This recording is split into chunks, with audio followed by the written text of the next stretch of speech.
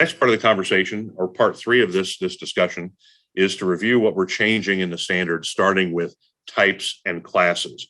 What are we talking about in terms of the spectrum of self-retracting devices that are available to you as a consumer?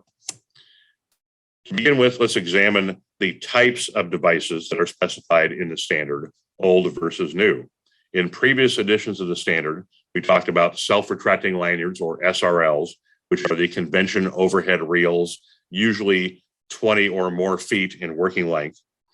Then we had the self-retracting lanyard with integral rescue capability, or the SRL-R.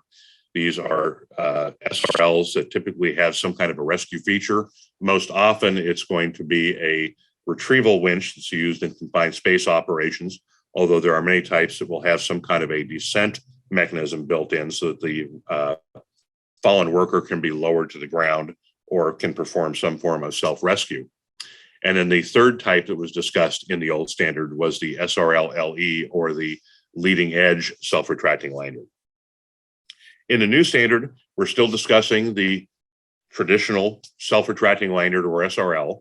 We're also continuing with our discussion and specifications for the SRL-R, or the rescue device, but we've omitted the leading edge device from our language. And we're now talking about a type of device that's become rather prolific, and that is the SRL-P, or the personal self-retracting lanyard. So in this slide here, we see examples of each of the three types that are discussed in the new Z359.14 standard. We have the traditional SRL, which is pictured on the left-hand side of the slide. We have the SRL-P, or the personal device, which is shown here in a twin configuration, which is really intended to be a substitute or a replacement for the traditional energy-absorbing lanyard, and is more often than not worn by the end user on their full-body harness. And then we have the SRL-R, or rescue device, here shown in a confined space configuration, mounted to a tripod with a retrieval winch. Within the standard, we break each of those three devices down into two classes. In the new standard, we are discussing class 1 and 2, each of which has specific intended purposes and specific requirements.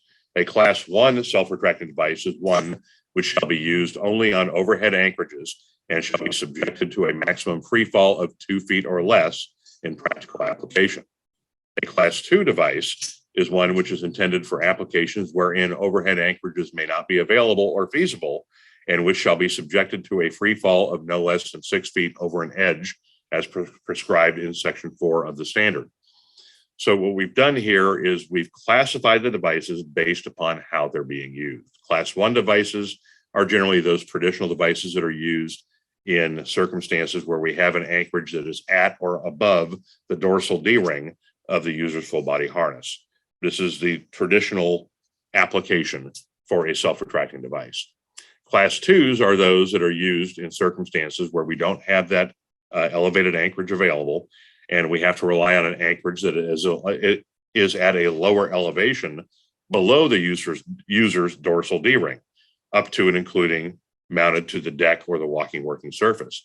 So this class 2 device basically replaces the intention of the leading edge self-retracting lanyard that we discussed in the old standard.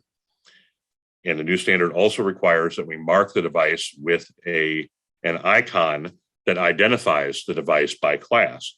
So we can see over on the right-hand side of the screen that class 1 devices are identified by a block of black font on white background, which describes the device as one that must be anchored at or above the dorsal D-ring. And then the class 2 devices are identified by a block with a black background and white font, which identifies that product as being applicable for circumstances where the anchor is either above or below the dorsal D-ring.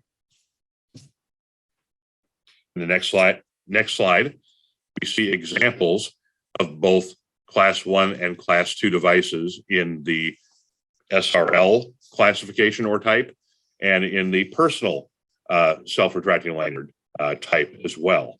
And if we take a look at the devices on the left-hand side of the slide, in the SRL type, the class 1 and class 2 devices are also further distinguished by the supplemental energy absorber that we see on the class 2, which is intended to be attached to the dorsal D-ring and will follow the user and remain in line with the force vector should they make contact with a structural edge or some kind of interference in their fall path.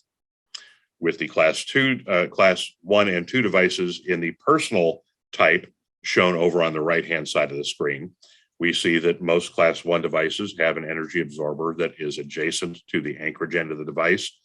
And the class 2 device will have some form of energy management system, which is affixed to the dorsal D-ring. And again, will follow the user and remain in line with the force vector should we have a structural interference in the fall path.